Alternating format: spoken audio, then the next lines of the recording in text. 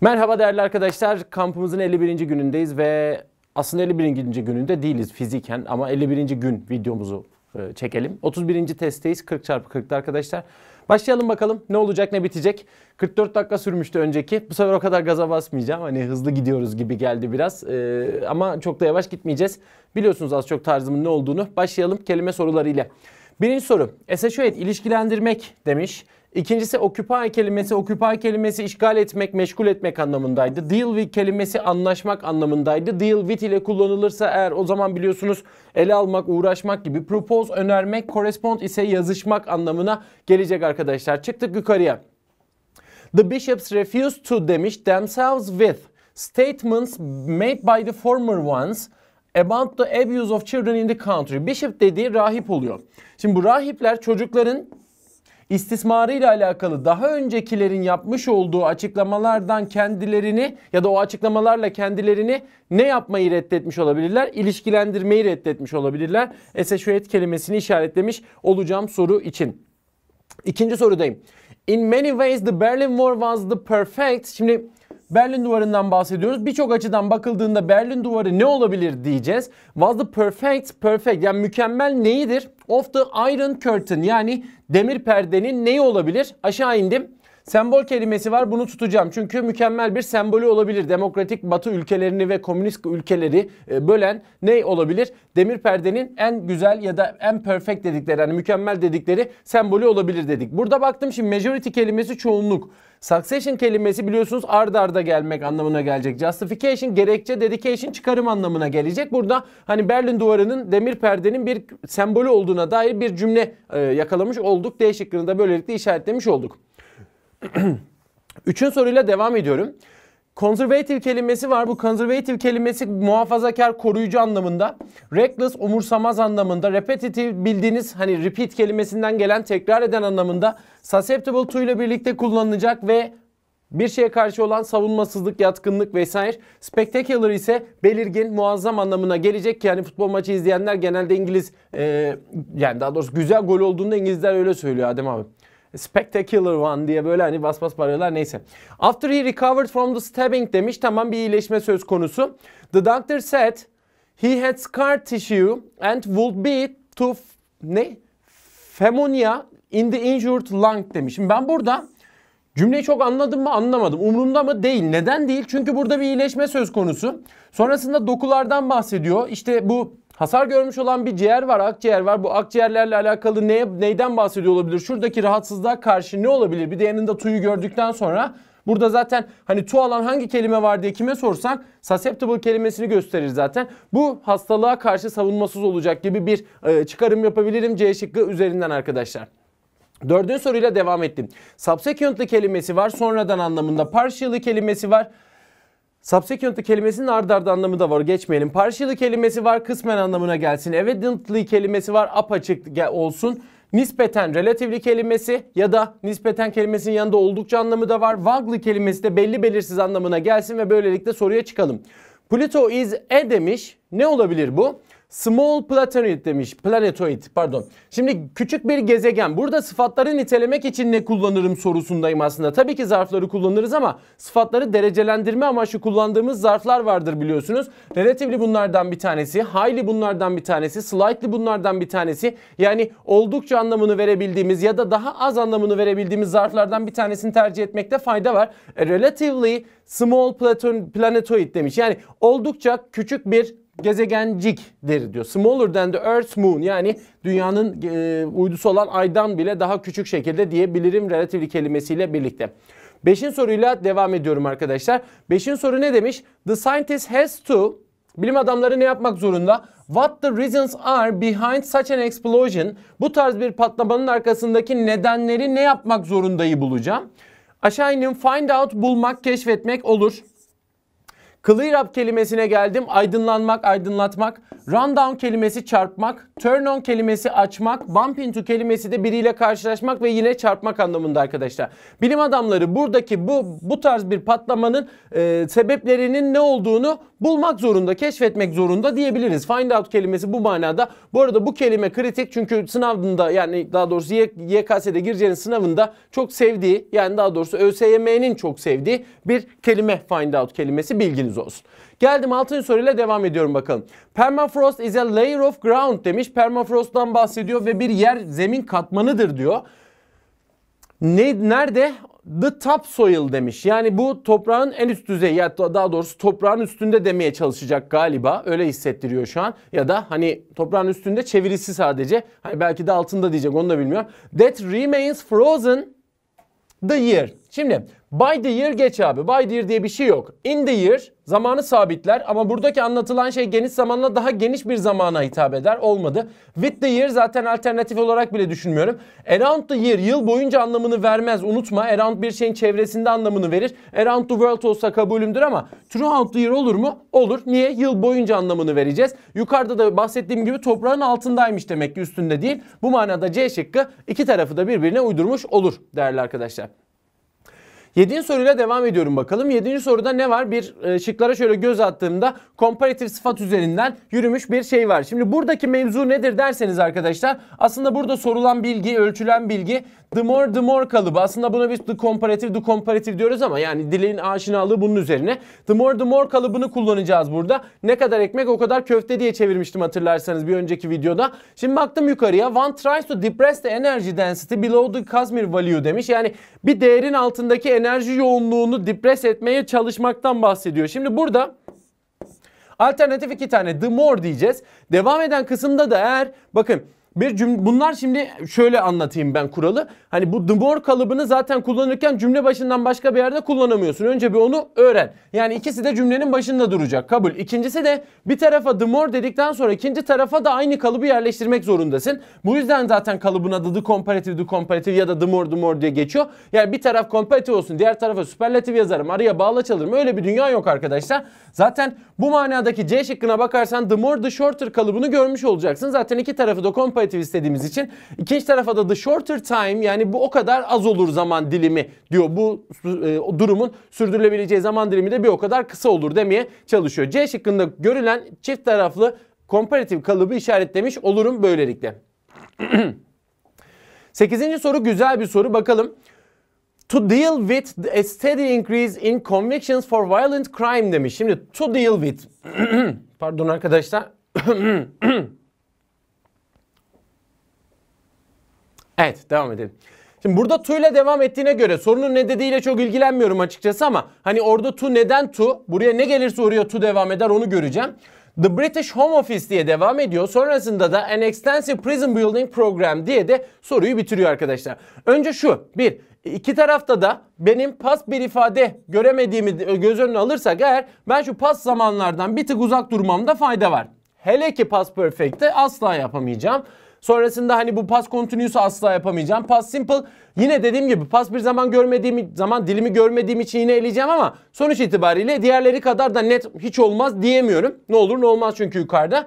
Şimdi is launching, has launched ve launched ifadelerini tuttum. Şimdi ön tarafta şurada to'nun kullanılması ne demek? Bizim kuralımız neydi? Pasiften sonra to kullanılıyordu değil mi? Pasif kullanım şekline bakarsam eğer verb ing pasif midir? Değildir A şıkkındaki. Verb ing aktiftir. Verb 3 pasif midir? Pasifdir. Doğrudur. D şıkkını tuttum. To have forced. Burada have'in içerisinde be'ni göremediğim için burası da pasif değildir. Geriye zaten sadece D şıkkı kalıyor. İlk taraf pasif, ikinci taraf present perfect olmuş. Hiç sorun yok. 9. soruyla devam ediyorum. If demiş der, tamam. Such a strong wind yesterday. Zaman dilimi geçmiş. Burada geçmişi anlatabildiğim tipim tip 3'tür. Unutma. It demiş so difficult to put out the fire. Yani bu kadar yüksek bir rüzgar ya da güçlü bir rüzgar olmasaydı eğer yangını söndürmek o kadar zor olmazdı gibi bir çeviri çıkacak. Şimdi geldim. A şıkkı tipi 2 olarak değerlendirir. Fakat past olarak yazmamıza rağmen anlam unreal present'tır. O nedenle yesterday ile uyuşmaz. Couldn't, wasn't'ı geçtim. İkinci tarafta zaman olarak pas zaman kullanamıyorum. Hasn't been, won't be'yi uyumlu olmasına rağmen tip 1 olarak kullanabilmeme rağmen yesterday'den ötürü kaldırıyorum. D şıkkı güzel. Tip 3 zaten burası. Ve E şıkkını da eledim çünkü if'te çift taraflı zaman kullanamam. Tip 0 haricinde arkadaşlar. Burada ne oldu? D şıkkı doğru cevap oldu. Direkt 10. soruyla devam ediyorum. Close examinations of the released pictures diye bir ifade var. Burada ne var? Cümle mi var diye baktığımda of'u görüyorum. Of'tan öncesi isim, sonrası isim, doğal olarak boşluktan sonra isim var. Boşluktan sonra isim varsa although, whereas ve nevertheless ifadelerini kaldır. Despite ve rather than olayında kal. Despite rağmen anlamında zıtlık versin. Rather'dan yer değiştirsin. Den ziyade ya da tercih belirtsin mümkünse.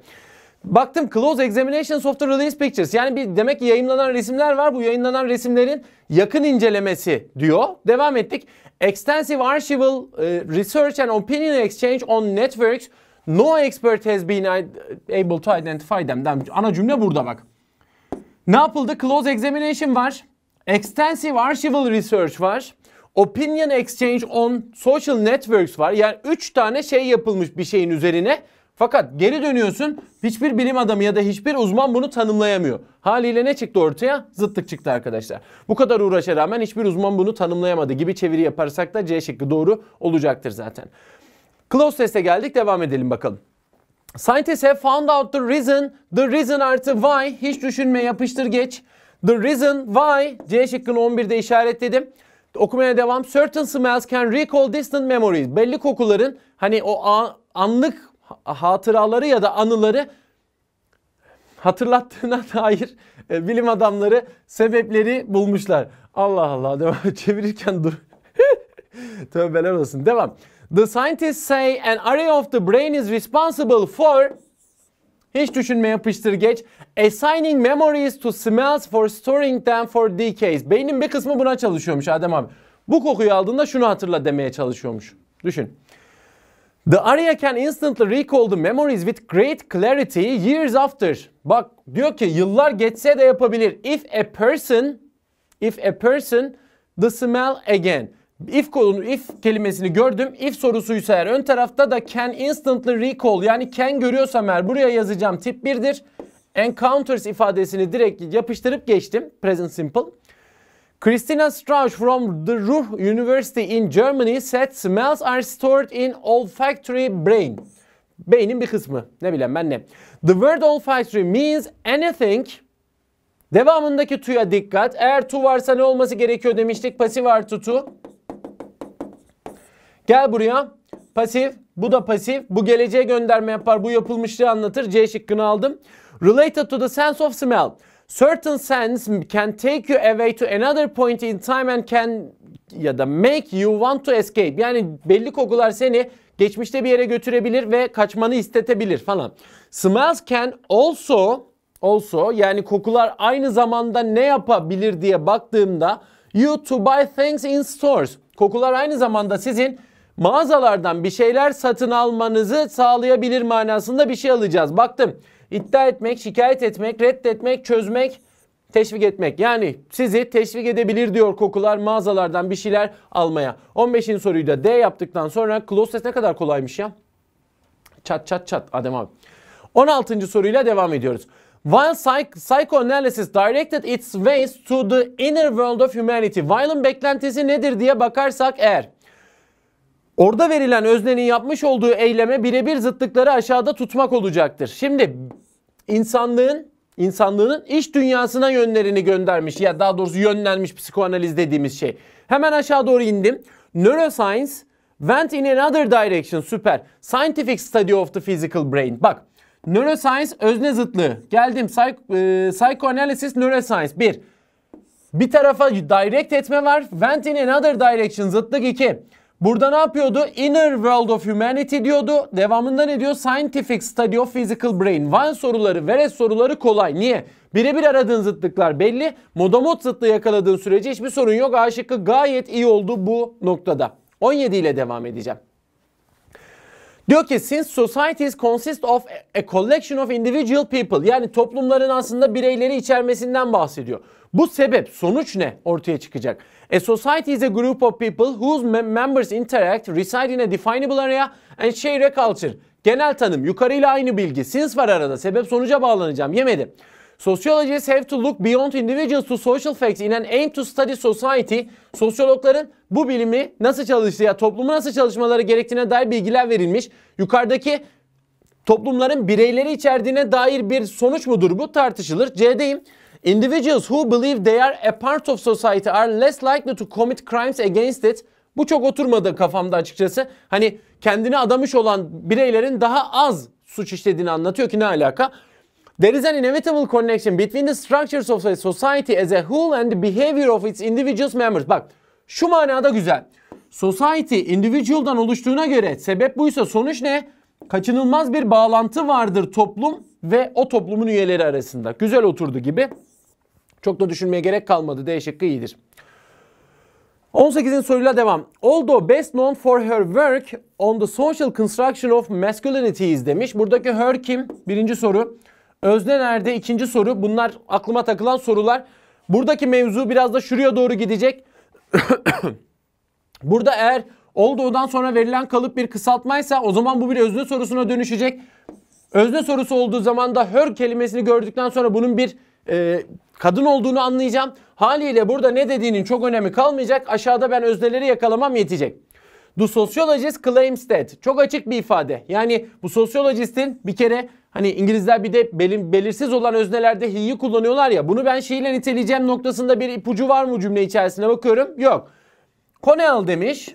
Bu kişi ve bu olabilir. Doğru. Has also lectured extensively. Bak bir de şu manada hani şu konuda çok iyi bilmesine rağmen aynı zamanda şunları da yaptığı noktasında olduğuyla da anlam itibariyle uyuyor. Devam edeceğim. She demiş, kimdir bilmiyorum, açılması lazım. She yani belirsiz özneler üzerinden kısaltma yapamayız, unutma.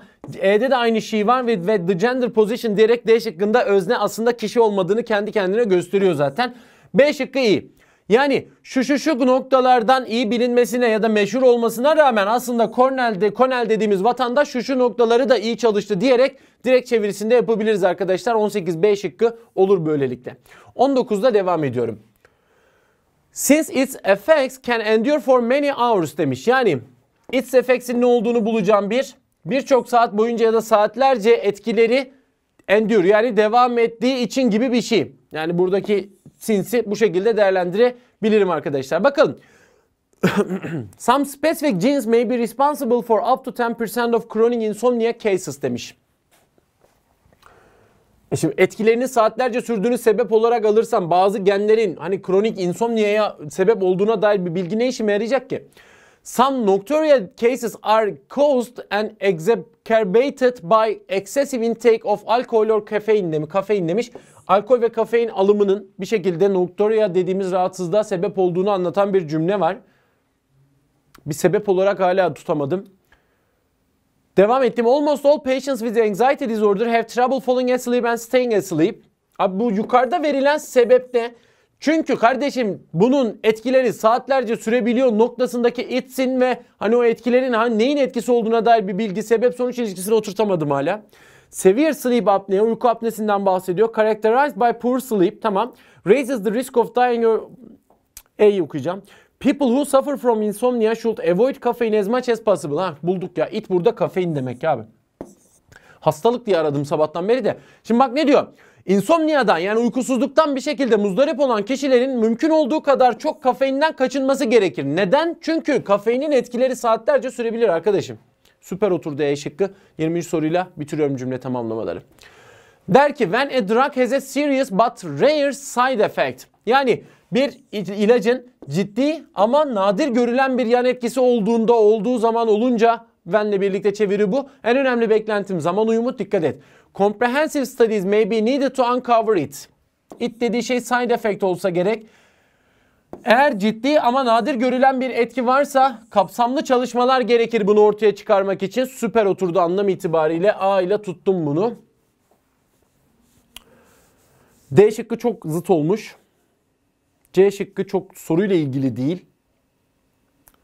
A doğrudur arkadaşlar. Paragraf sorusuyla devam ediyorum. 22. soru it is implied demiş, geç. 21. soru geç. 23 geç. Çok güzel. Paragrafı okuyacağım baştan aşağı mecburen. Bakacağız ne çıkacak. Confucius was China's most famous teacher, philosopher and political theorist. Anlaşılmayan bir şey yoktur diye tahmin ediyorum. His ideas have exerted an enormous influence on China and other civilizations of East Asia demiş. Tamam, Çin'de ve Asya'daki etkisinden bahsediyor. However, Confucius' life in contrast to his tremendous importance seems starkly undramatic. Hayatı çok öyle belirgin değilmiş, onu diyor. His mastery of six arts, ritual, music, archery, calligraphy, charioteering, bu neymiş ya? And arithmetic and his familiarity with the classical traditions, most notably poetry and history, enabled him to start a brilliant teacher career in his 30s demiş. Adam özellikle bu bahsettiğimiz başlıca şiir ve tarih olmak üzere yukarıda verilen bu 6 tane sanat noktasında, yani bilim noktasında adam bildiğin baya iyi hale gelmiş ve 30'larında artık teaching career'e başlamış. Yani öğretmenliğe başlamış ya da öğretmeye başlamış. In his late 40s and early 50s, Confucius served first as a magistrate, then as an assistant minister of public works, and eventually as Minister of Justice in the State of Liu demiş. Yani in the State of Liu demiş, pardon. Adam bayağı kademe kademe çıkmış ya. Yani bakan yardımcısı olmuş, sonra adalet bakanı olmuş falan, böyle ilerlemiş bayağı. Confucius' political career was however short-lived, ama kısaydı diyor bu politik kariyeri. At 56, when he realized that his superiors were indifferent to his policies, yani onun üstleri onun yapmış olduğu politikalara karşı ilgisiz kaldığını gördüğünde, fark ettiğinde, Confucius left the country in an attempt to find another feudal state to which he could render his service. Adam gitmiş başka bir feodal devlet aramaya. Benim hizmetimi yapabileceğim bir yer olsun falan diye. Despite his political frustration, he was accompanied by an expanding circle of students during his self-imposed exile of almost 12 years. Yani 12 yıllık bir süreç var ve adam bildiğin bir grup öğrenciyle birlikte gitmiş gideceği her yere.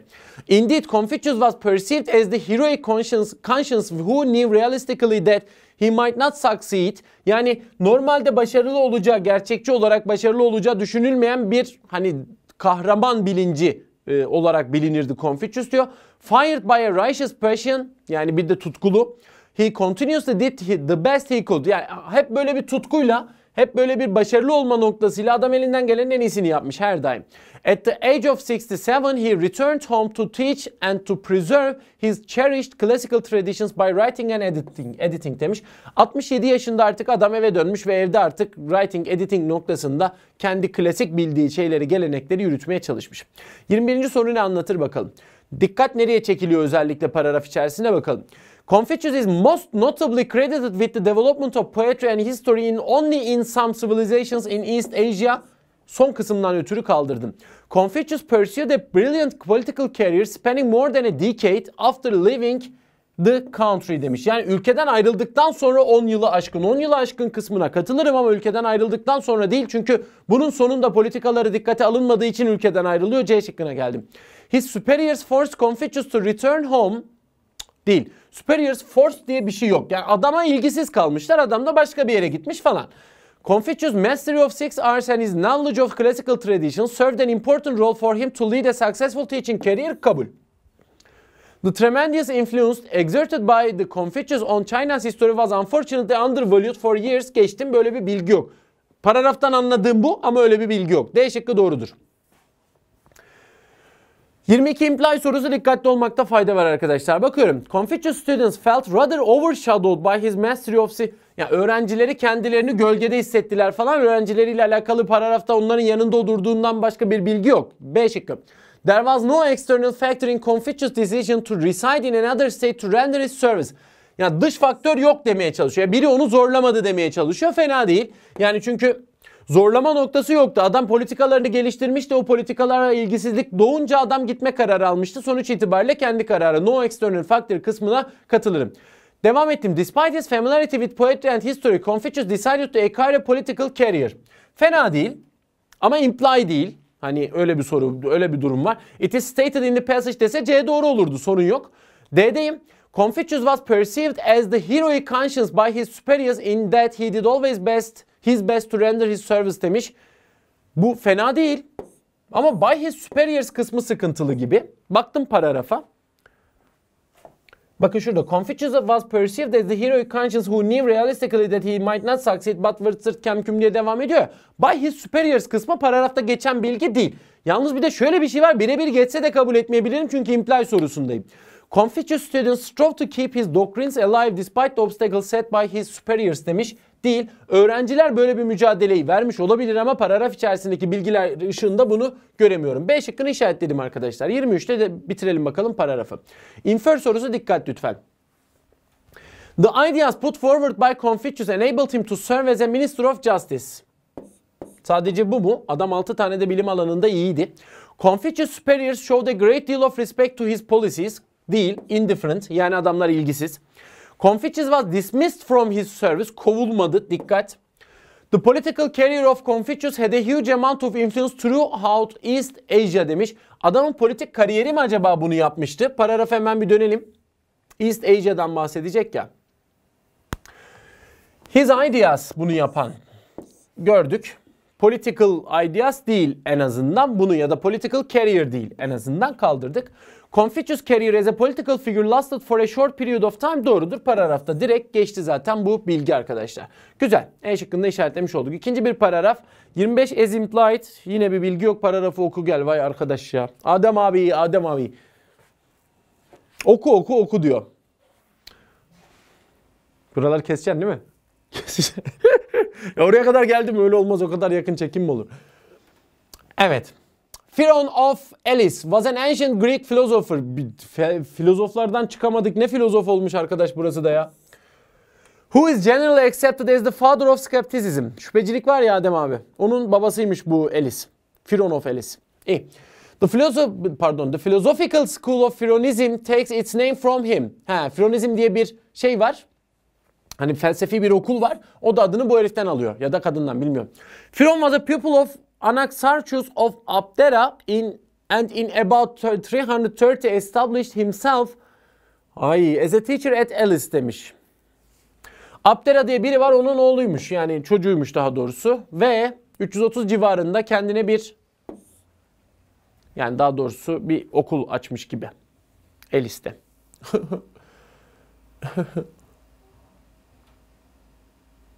Devam ettim.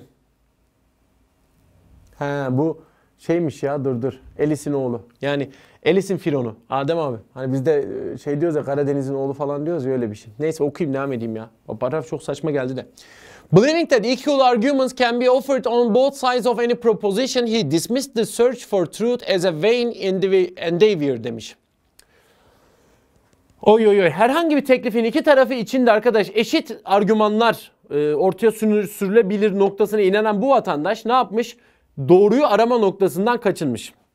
While traveling with an expedition under Alexander the Great, tamam, Phiron saw the fakirs of India an example of happiness flowing from indifference to circumstances demiş. Yani burada adam mutluluğun kaynağı olarak ya da örneği olarak Hintlileri görmüş arkadaşlar. He concluded that humans must suspend on the reliability of sense perceptions and simply believe according to reality as it appears. Yani arkadaş, his algısı noktasının güvenilirliğine bakmanız lazım diyor ve göründüğü gibi gerçeğe göre yaşamanız gerekiyor diyor.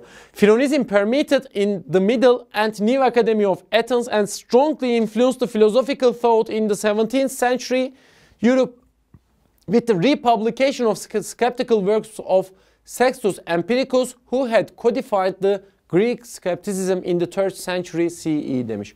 Vay arkadaş ya. Empiricus diye biri var. Sextus Empiricus'un bu bahsedilen skeptical eserleri, hani bu adam Yunan skeptizmini 3. yüzyılda kodify etmiş, yani deşifre etmiş, yani tercüme etmiş diyelim. Bunun tekrar yayımlanmasıyla birlikte 17. yüzyıl Avrupa'sında bildiğin felsefi düşünce noktasında çok ciddi etkiler yaratmış arkadaşlar.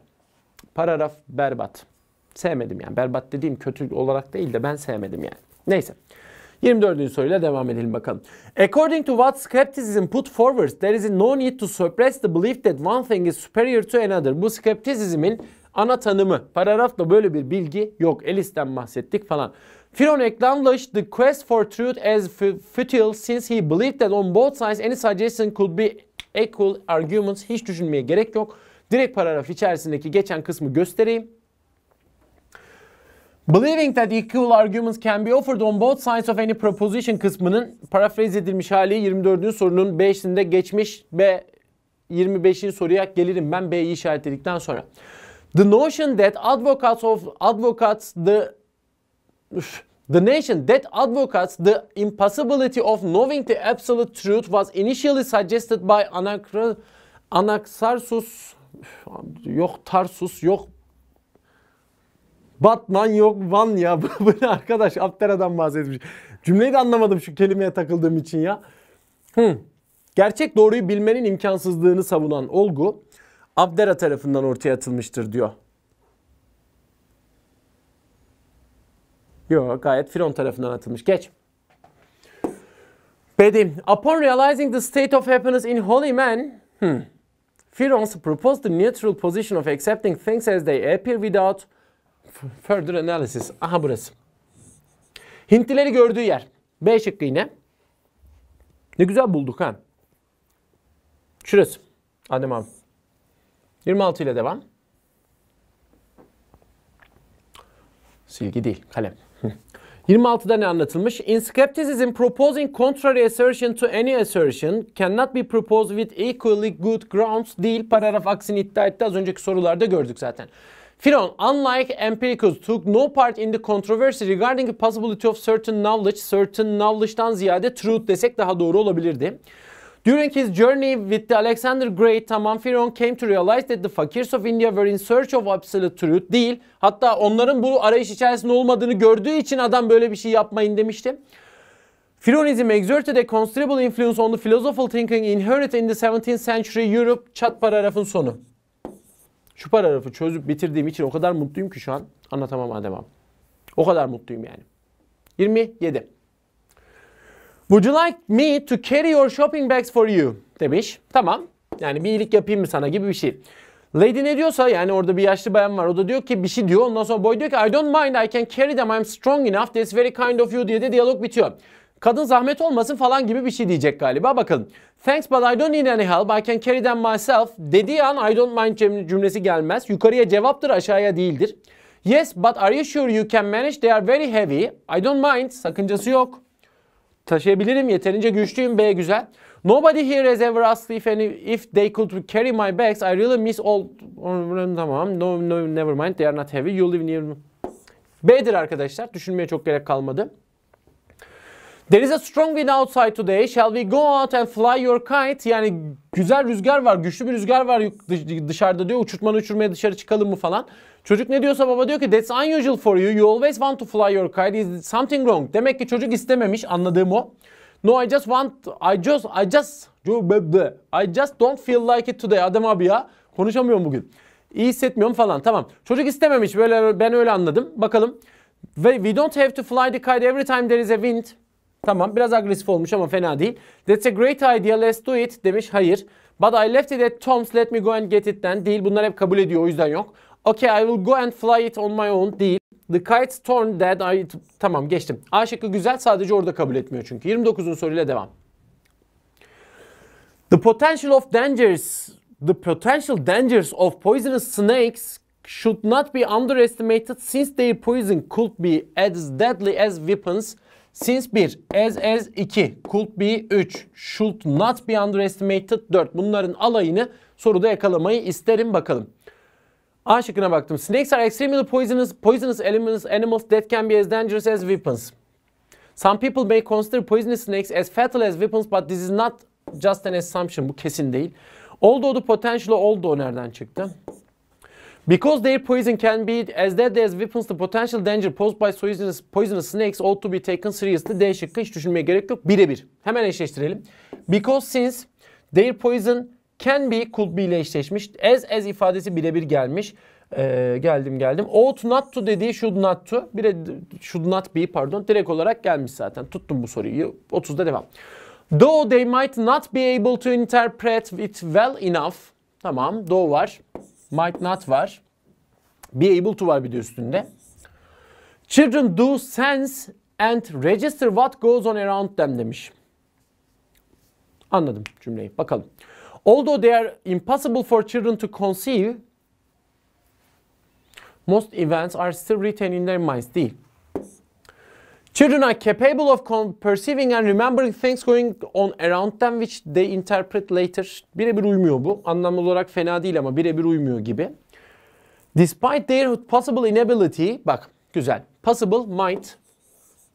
Inability, be able to. Not be able to yani. To make sense of what goes around them. Tamam. Children perceive and record it. Record dedi register.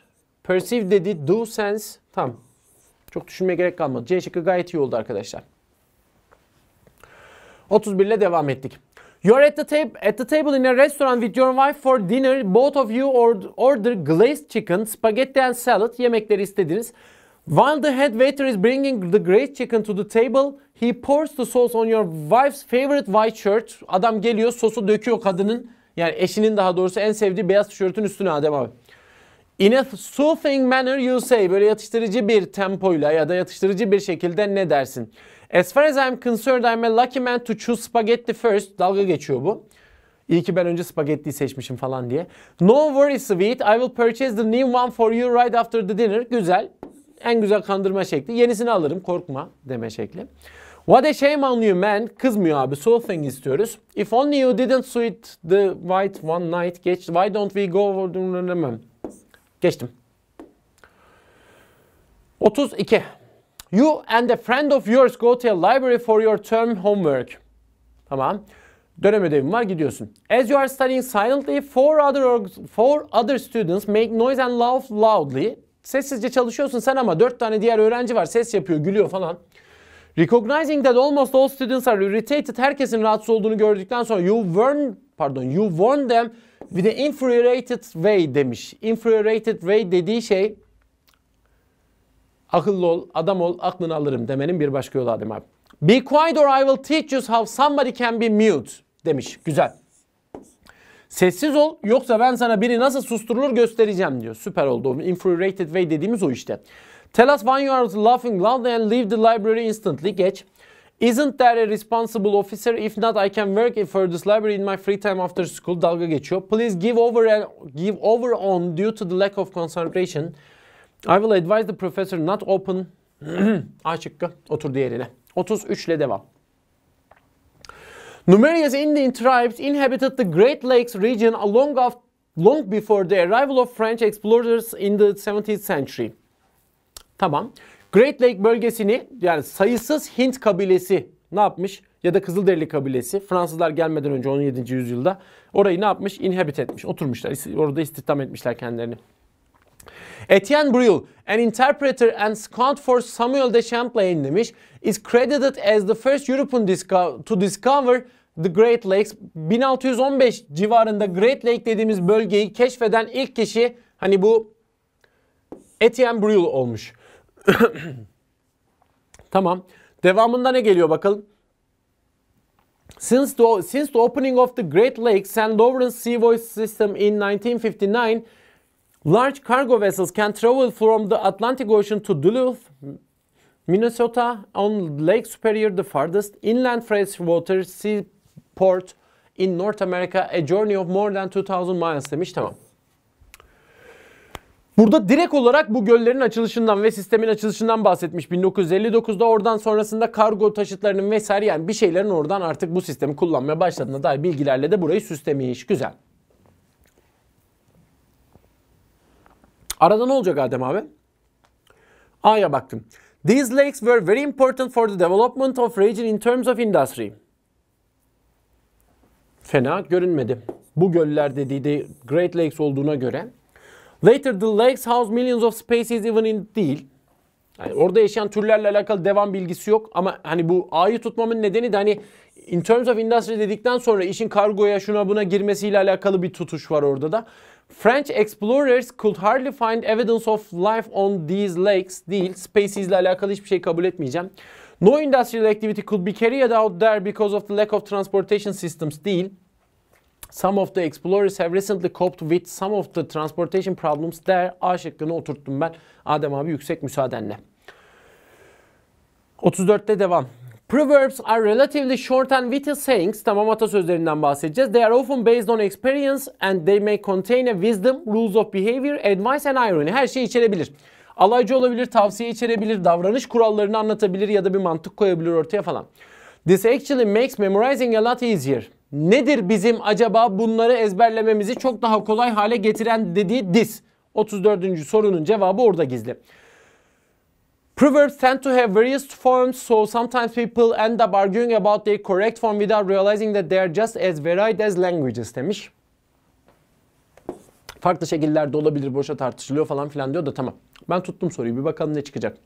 Proverbs usually come from many sources and are often anonymous. Yukarıya bağlı bu bilgi ama aşağıyı tutturamadım. Popular usage sometimes creates new proverbs from the old ones. Sallaya sallaya yenisini bulabilirsiniz diyor. Devamında ne diyor? They often comment the hardships of life in a humorous way diyor. Bu mu Adem abi? There is often a rhyme or an alliteration which has to be learned. He. Tamam, anladım. Kendi içinde gizli bir tempo, ritim vardır demeye çalışıyor. Yani böyle onu ezberlemeyi kolay kılan şey nedir diyorduk ya, bu işte. Öğrenilmesi gereken içeride bir rhyme ve alliteration vardır diyor. Bu noktada da bu bizim ezberlememizi gayet kolay hale getirir dediği noktayı bulmuş olduk. Ben D şıkkını işaretler, 35'in soruya doğru da zıplarım Adem abinin yüksek müsaadesiyle. Saygılar Adem Bey. Human beings have the largest brains in relation to body weight, but in gross terms the brain of an elephant is 4 times larger demiş. Vücut açısından insanlar ve filleri kıyaslamaya çalışan bir cümle var. Baktım. Vücut ağırlığına oranla, in relation to body weight dediği kısım.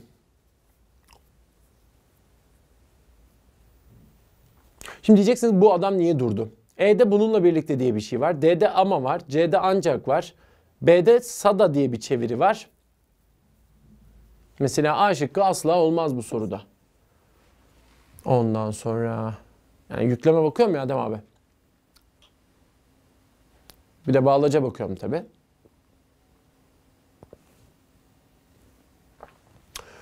Burada anlaşıldığı kadarıyla önce şurayı verecek, sahiptir diyecek. Sonrasında şu kadar daha büyüktür diyecek ya. Buradan baktığımda sahiptir burada. Bilinmektedir burada. İnsanınkidir burada. Büyüktür C'de. Oturtalım. İnsanlar, human beings, vücut ağırlığına oranla in relation to body weight en büyük beyne sahiptir. Have the largest brains. Ancak but kütle olarak in gross terms bir filin beyni 4 kat daha büyüktür. The brain of an elephant is 4 times larger. Tuttum, oturttum yerine. 36 ile devam. Nomophobia is defined as an intense emotional distress emerging when the individuals lose their contacts with their mobile phones. Nomofobi diye bir şey varmış. Tanımlanır diyor. Tanımlanmaktadır A şıkkında. Tanımlanabilir, can be diye devam ediyor buralar. Bak, tanımlanabilir, tanımlanmaktadır, tuttum, sıkıntıdır, geçtim. Şu üçünü gittim, A ve D kaldı. Nomofobi A'dayım. Bireylerin cep telefonlarıyla temaslarını kaybettiklerinde, when the individuals lose their contacts with their mobile phones, kaybettiklerinde, tuttum.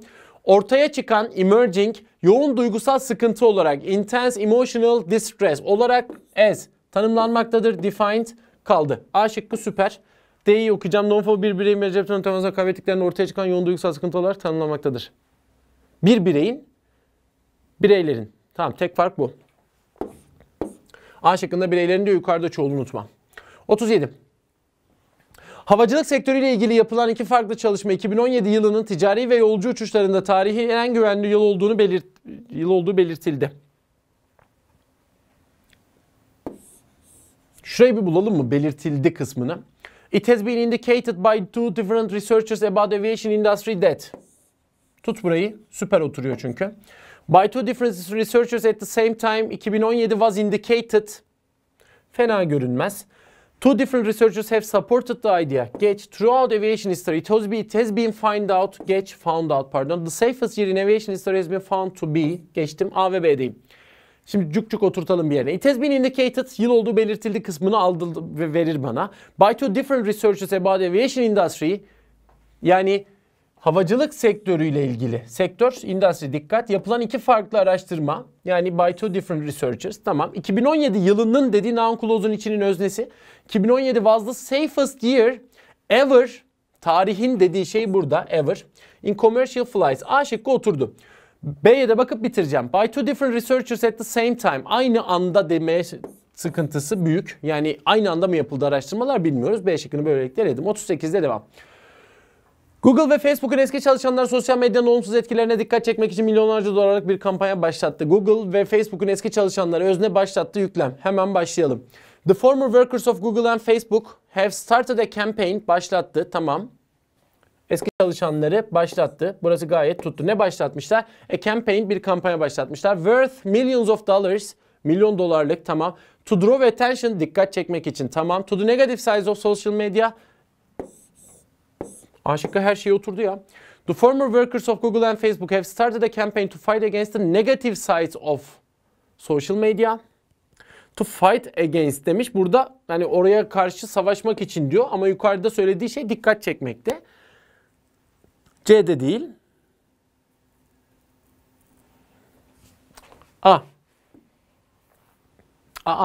Adem abi. The Global Competitiveness Report 2014 and 15 is being launched at a time when the global economy seems to be finally leaving behind the worst and longest lasting financial and economic crisis of the last 8 years. Ne cümle olmuş ama be. Yani küresel rekabet raporu 2014-2015 arasında ne zaman başlıyor diyor. Küresel ekonominin aslında en kötü zamana düştüğü halde ve bildiğin son 80 yılın en uzun süren finansal ve ekonomik krizinin olduğu zamanda ortaya çıkıyor diyor. But this recovery is moving at a less decisive pace than it has after previous downturns. And heightened risks looming on the horizon could disrupt the global recovery. Tamam. Bu disrecovery'yi bu arada yukarıda global competitiveness'a bağladığı için tutuyorum bu arada. Tamam, 3'teyim. Much of the growth in recent years has taken place because of the extraordinary and bold monetary policies in countries such as the United States, Japan and the United Kingdom. As the economy improves in these countries, 3-4 birbirine kesin bağlı, 1-2 birbirine kesin bağlı, bir 5 kalıyor galiba. Finally, global competition led to a war of benefits among the... Bak gördün mü? Hani anlattığı şeyin 2014-2015 ve bu tarafına bakarsanız eğer E şıkkında geçen 2. Dünya Savaşı'ndan sonra bilgisine ne işimiz var abi? Devam. In Bogota, Colombia, only about 20% of the population has a car, so bikes are very popular. Kolombiya'da Bogota diye bir yer varmış ve nüfusun sadece %20'sinin arabası varmış. Bu nedenle de bisikletler çok meşhurmuş Adem abi orada. You can cover much more than if you are on foot and you will come across the locals too because it's usually local people who get around by bike. Tamam, yürürsen de karşılaşırsın. Hep oradaki local insanlar bisikletle gidiyormuş. 1-2 tuttu. Exploring a city by bike is a great way to get to know it. Yani bu çok genel kaçmış gibi araya. And once a week all roads are closed to cars to make things safer for Bogota cyclists. Tamam, 2-4'e gitti. Bikes are perfect for exploring the old center of the city. Tamam. Belki 3-5'ten sonra gelirse oturur ama diğer türlü arada çok genel kaçmış. Bitti. Ne kadar sürdü bilmem. İyi çalışmalar. Sınav yaklaştı. Dikkatli olun. Görüşürüz.